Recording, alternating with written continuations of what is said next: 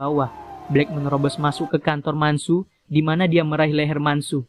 Saat dia mendorong Mansu ke dinding, Black memerintahkan dia untuk memanggil polisi dan mengakui bahwa Mansu bertanggung jawab atas kematian Tiffany dan Hyojin.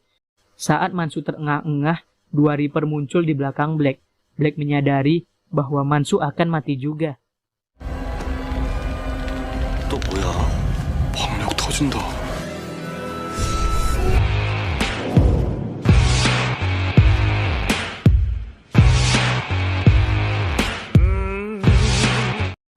Setelah Mansu memutuskan bahwa dialah yang menyerang Tiffany, meskipun dia tidak mengingatnya, Hara menyarankan agar Mansu menemukan Tiffany dan memohon pengampunan.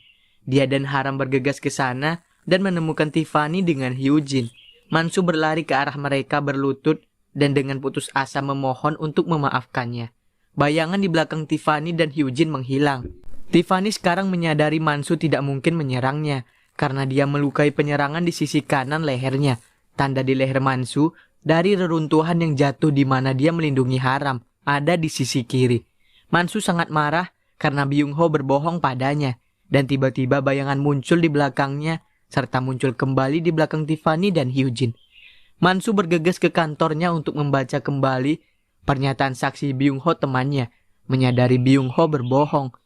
Black menerobos masuk ke kantor dan meraih leher Mansu, mendorongnya ke dinding.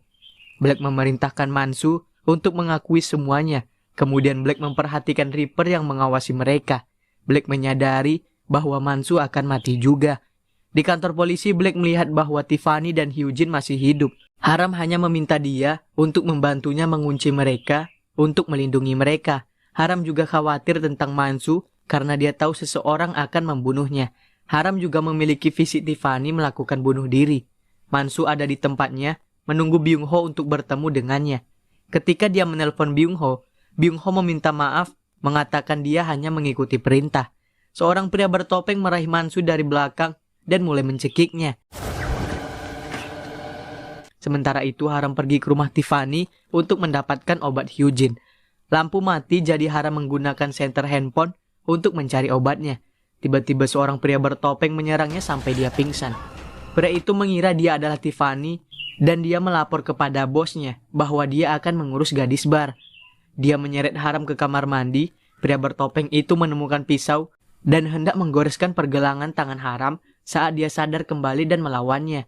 Pria itu kemudian mencoba menenggelamkannya.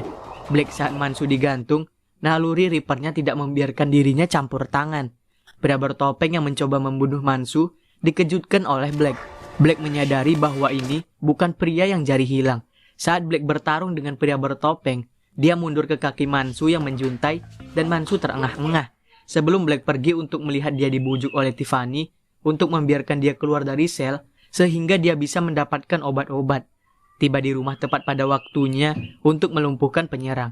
Tiffany menarik Haram yang hampir tenggelam keluar dari bak mandi. Mansu juga terengah-engah dan Black berdebat dengan dirinya sendiri bahwa dia secara teknis tidak menyelamatkan nyawa Mansu, tetapi talinya yang putus. Sedangkan untuk pria jari yang hilang, dia memasuki gubuk tempat Suwan diikat. Suwan pun menyerangnya dan dia berlari ke hutan terdekat. Marah dan kesakitan, pria jari yang hilang mencoba menemukannya, tapi Suwan berhasil bersembunyi darinya.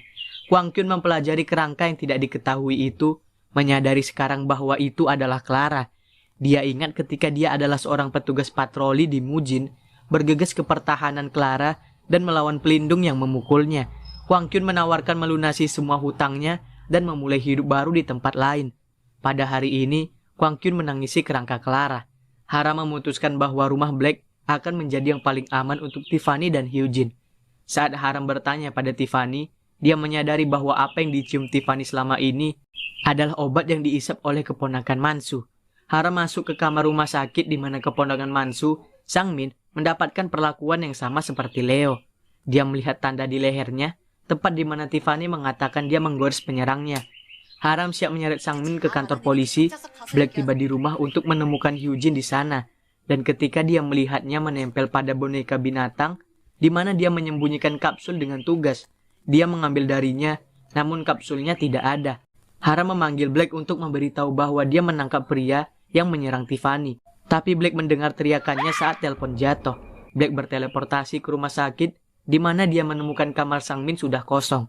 Sang Min telah menculik Haram dan pergi ke daerah terpencil sebelum memanggil ayahnya.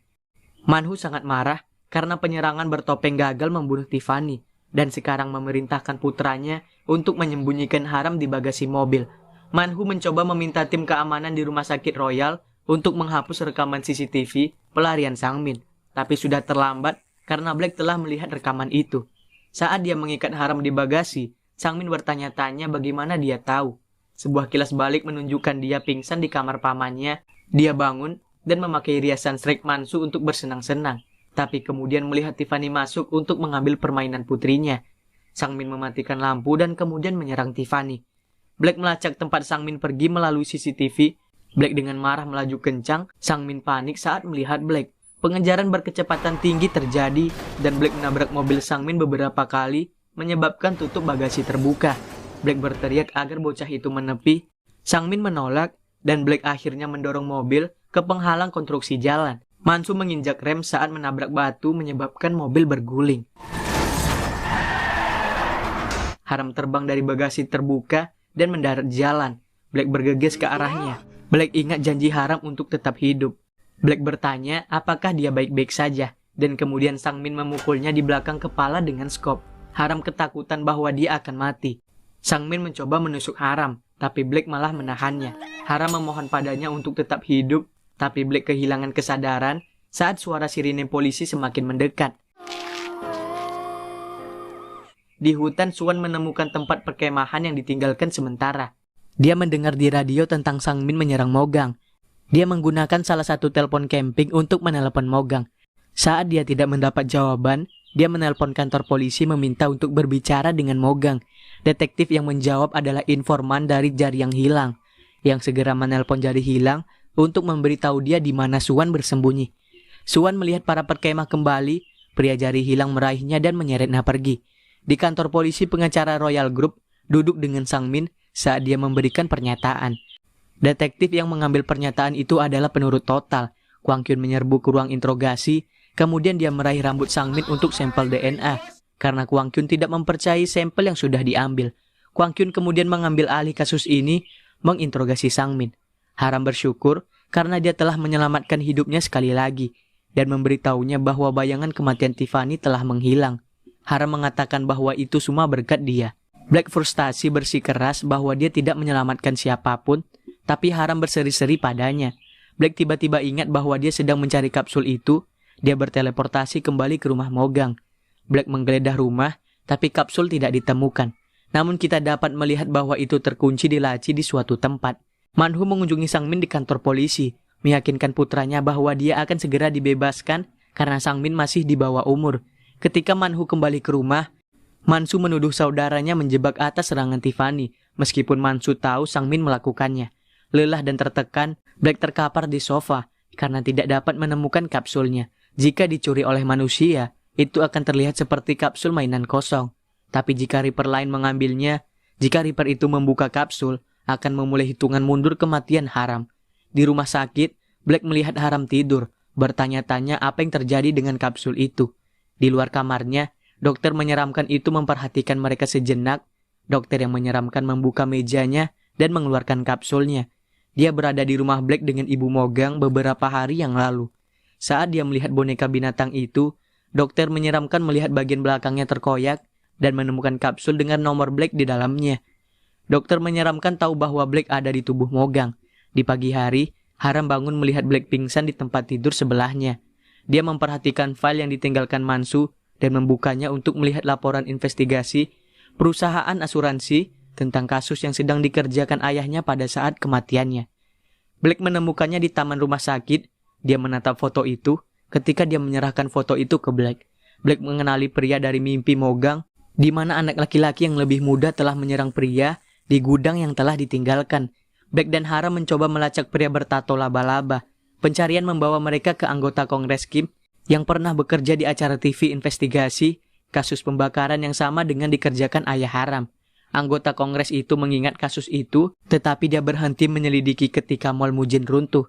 Anggota Kongres Kim memberitahu pria bertato laba-laba pergi ke Cina setelah istrinya meninggal, tetapi korban memiliki adik perempuan yang seharusnya masih berada di Korea. Ibu Mogang kesal melihat Black tidak ada di kamar rumah sakitnya. Seorang wanita berhenti di kantor polisi dan tidak melihat seorang pun di meja Mogang. Dia memanggil nomor, Ibu Mogang mengangkat telepon, tetapi membeku ketika dia melihat ID penelpon Ibu Mujin. Di pagi hari, Black berteleportasi ke rumah Haram. Mereka mendapat telepon dari anggota Kongres Kim, memberitahu di mana saudara perempuan korban tinggal. Mereka bertemu dengan saudara perempuannya yang mengatakan bahwa suami saudara perempuannya dibunuh di Cina 5 tahun yang lalu. Haram mulai menangis menyalahkan dirinya sendiri yang tidak berusaha cukup keras untuk menyelamatkannya. Ketika Black kembali ke rumah, dia menatap gelang tali merah. Dia berpikir tentang bagaimana Haram akan bereaksi begitu dia tahu Jun atau Mogang sebenarnya sudah meninggal. Jari yang hilang membuat Suwan benar-benar teriak pada sebuah meja. Kilas balik ketika Clara menampar remaja Suwan atau Sunyong, menuntut untuk mengetahui di mana rekaman itu. Tapi Jun turun tangan mencoba menarik Clara pergi. Tapi anak laki-laki yang lebih muda bersamanya memukul kepalanya. Black terengah-engah saat dia bangun dari mimpinya. Dia menyadari pernah melihat anak laki-laki dari mimpinya di foto dan menemukan foto itu terjepit di tangga ruang rahasia. Dia mempelajari foto itu menyadari bahwa label nama pada anak laki-laki yang lebih muda, Han Mogang. Dalam ingatannya, Jun memanggil anak laki-laki yang lebih muda, Mogang, dan anak kecil itu memanggil Jun, Mo-chan. Black menatap foto itu terkejut, mengetahui bahwa Jun dan Mogang bukanlah orang yang sama. 그럼 준이가 한무강이 아니었던 거야?